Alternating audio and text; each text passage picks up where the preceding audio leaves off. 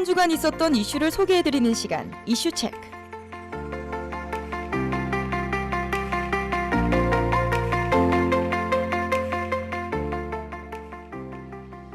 매주 수요일마다 한 주간에 일어났던 각양각색한 이슈와 정보들을 중립적인 시각에서 분석하여 전달하는 시간, 이슈체크입니다.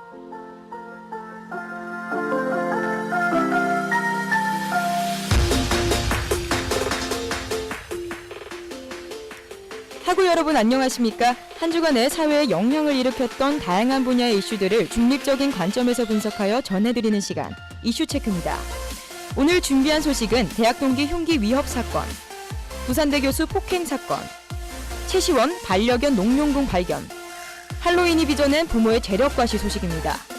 폭행 및 살인 사건이 여전히 증대하고 있는 가운데 교수가 의료인들을 폭행한 사실이 밝혀지면서 검찰이 수사에 나섰습니다. 메인 소식에서 자세히 알려드리겠습니다.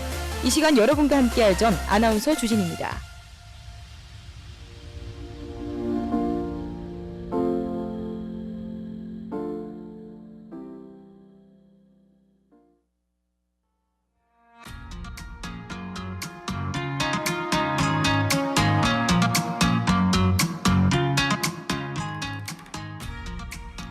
첫 번째 소식입니다. 대낮 도심에서 대학 동기에게 흉기를 휘둘러 살해하려 한 20대 남성이 지난 23일 구속됐습니다.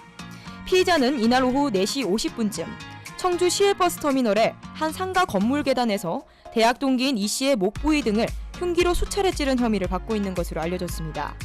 현재 피의자는 인근 병원으로 옮겨져 치료를 받고 지금 회복 중이지만 아직 말을 할 수 있는 정도는 아닌 상태로 알려졌습니다. 경찰에 따르면 피의자는 피의자 이 씨가 대학 시절 나를 무시하고 괴롭혔고 반성도 하지 않고 잘 사는 게 화가 났다고 진술했습니다.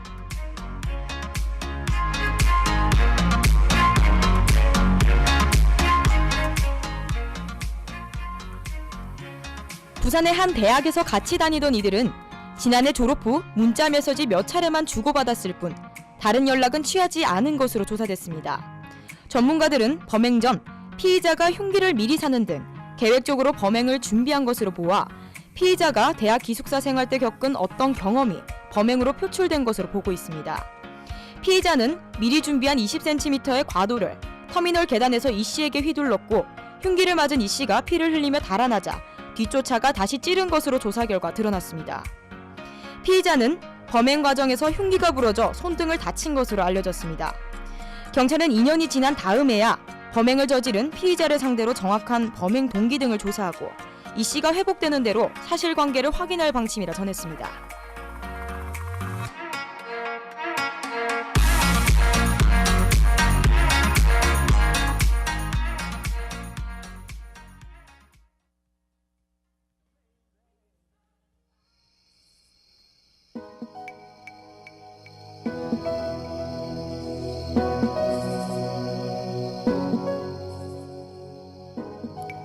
폭행 및 살인 사건이 계속해서 증가하고 있는 가운데 이번엔 대학교 교수가 전공의들을 폭행한 사실이 알려지면서 충격을 주고 있습니다. 지난 23일 JTBC는 2015년부터 부산대병원 전공의 11명이 지도교수에게 폭행을 당했다는 사실을 밝혀냈고 병원에 제출한 사진을 유은혜 더불어민주당 의원실로부터 입수해 공개했습니다. 공개된 사진 속에는 다리가 시퍼렇게 멍들어 있는 모습이 담겨 있습니다. 지도교수는 전공의들에게 습관적인 두부 구타로 고막 파열, 수술기구를 이용한 구타, 정강이 구타, 회식 후 길거리 구타 등을 일삼은 것으로 알려졌습니다. 더욱 충격적인 것은 부산대병원 전공의들이 지도교수에게 상습적으로 폭행당했지만 병원 측은 이를 알고도 적극적으로 대처하지 않은 정황이 드러났습니다.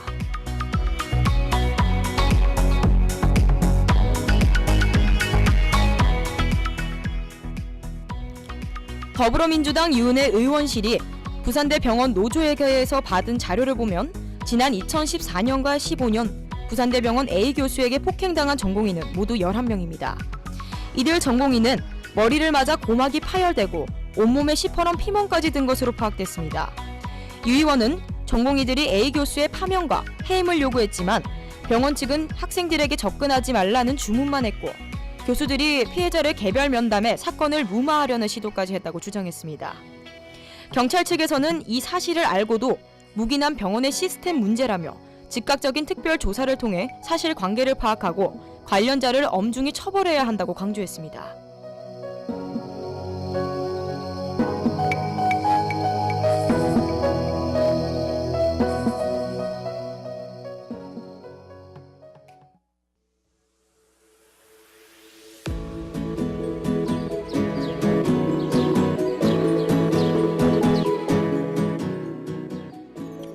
애완견으로부터 위협을 받거나 혹은 상처를 입은 사례가 계속해서 일어나고 있는 가운데 개로부터 상해를 입고 결국 사망한 사건이 발생하면서 애완견 단속에 관한 법률이 재조명되고 있습니다. 슈퍼주니어 멤버인 최시원 가족의 반려견 프렌치 불독에게 물린 고 한일관 대표의 혈액에서 녹농균이 검출된 것으로 연일 화제입니다. 지난달 한일관 대표 김모 씨는 집 앞 엘리베이터를 타려다 최시원 가족이 기르던 프렌치 불독에게 물렸습니다. 이후 병원 치료를 받은 후 퇴원했으나 엿새 만에 폐혈증으로 사망했습니다. 사망 당시 한일관 대표의 혈액 검사 결과 녹농균이 발견된 것으로 전해졌습니다. 건국대 경찰학과 교수는 한 매체와의 인터뷰에서 저 개 자체는 사람을 한번 제압했다는 승리감이 있기 때문에 계속적인 무는 행위를 한다는 것이 전문가의 견해라고 볼 수 있다고 말했습니다. 또한 시사평론가들은 영국의 경우에는 사망에 이르게 된 개 물림 사고에는 견주가 징역 14년까지도 받을 수 있다고 밝혔습니다.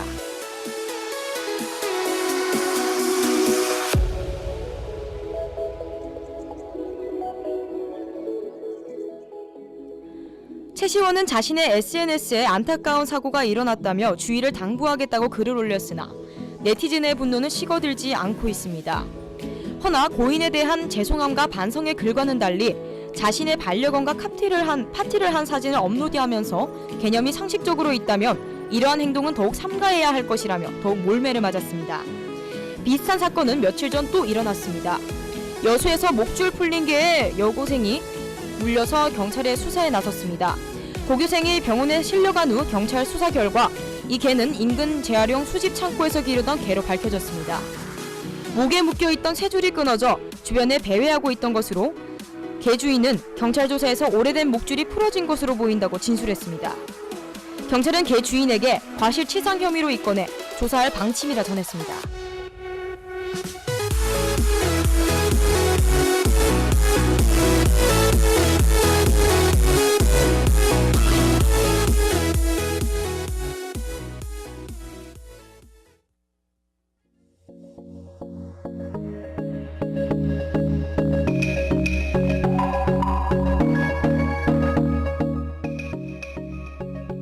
마지막 소식입니다. 10월 31일이 되면 특히 10대에서 30대 계층까지의 신나는 모습을 볼 수 있습니다. 바로 할로윈데이인데요. 미국의 대표적인 어린이 축제로 사탕과 초콜릿 등을 얻는 날로 널리 알려져 있습니다. 하지만 여기서 불러온 상업적 피해가 여럿 생기고 있습니다. 6살 딸을 둔 회사원 김모 씨는 지난주 거금 15만 원을 들여 애니메이션 겨울왕국 주인공인 엘사 드레스 세트를 주문했습니다. 이번 주 유치원에서 열리는 할로윈 파티에 딸 아이가 입고 갈 옷이기 때문입니다. 하루 행사에 너무 과한 지출 아니냐는 지적에 김 씨는 한 달 생활비에 비해 과하게 비싼 건 사실이지만 이왕이면 내 아이가 제일 예쁘고 화려한 옷을 입어 기죽지 않았으면 하는 마음에 탔다고 털어놨습니다.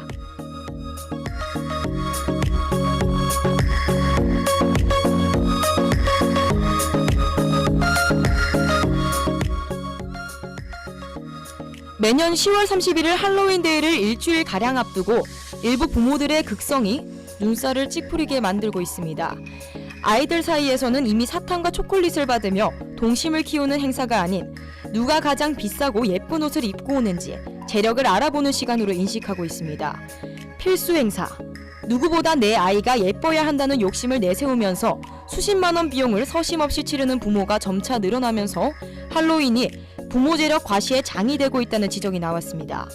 반면 소외계층의 아이들은 이 때문에 왕따를 당하거나 무시를 당해 학교에 가기 싫다며 마음의 상처가 깊어져 적응하는 데 큰 문제를 겪고 있다는 사실이 초래되고 있습니다.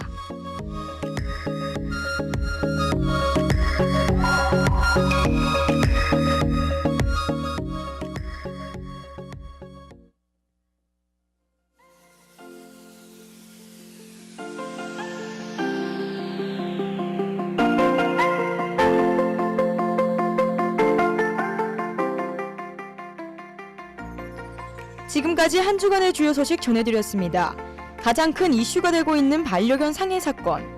이러한 사태가 매년 10만 건을 넘어서고 있다고 합니다.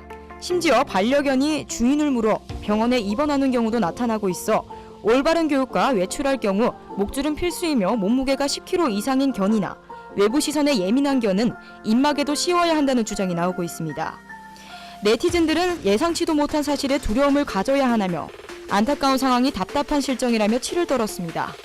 이상 저희가 준비한 소식은 여기까지입니다. 청취해주신 여러분 고맙습니다.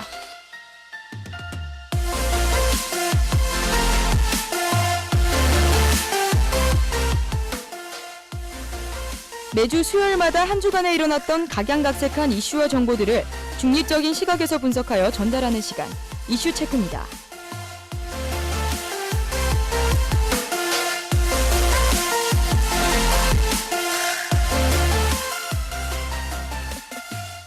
이 시간 지금까지 제작의 주진희, 연출의 김정재, 기술의 이혜린, 여러분과 함께한 전 아나운서 주진희였습니다.